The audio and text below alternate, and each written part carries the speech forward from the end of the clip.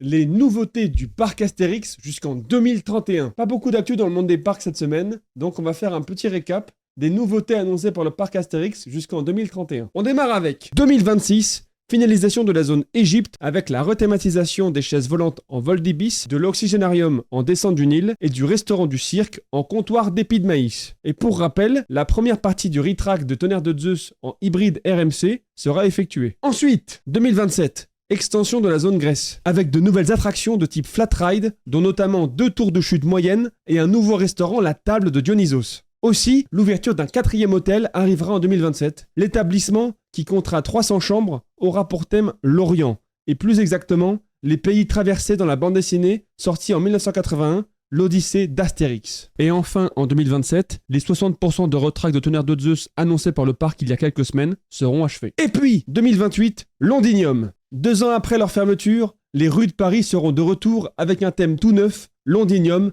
tiré de la bande dessinée Astérix chez les Bretons, avec de nouveaux magasins, de nouvelles attractions et surtout un nouveau dark ride de type shooter, un peu comme Buzz d'éclair à Disney ou Mouse au chocolat à Fantasyland. Et aussi un nouveau coaster. Et oui, 2 ans après cet Automatics, le parc Astérix accueillera un nouveau roller coaster.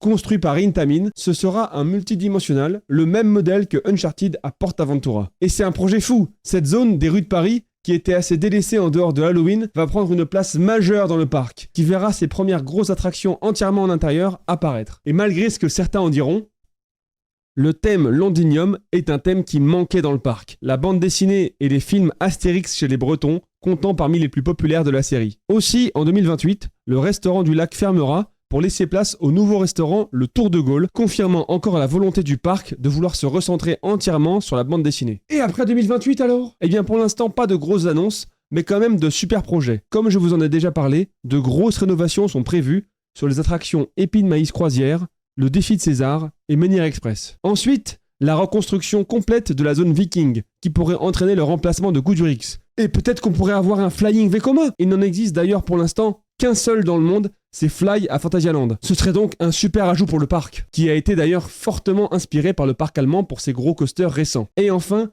la création d'une toute nouvelle zone thématique entre la zone Festival Toutatis et l'entrée principale du parc. Pour l'instant, rien de sûr, la thématique de cette nouvelle zone n'est pas encore connue. Voilà, énormément de projets, le parc redouble d'efforts pour nous proposer toujours plus grand, toujours plus fou. J'ai vraiment hâte. Et toi ? Tu en penses quoi de toutes ces nouveautés annoncées par le parc Astérix ? On en parle en commentaire bien sûr. Allez, let's go !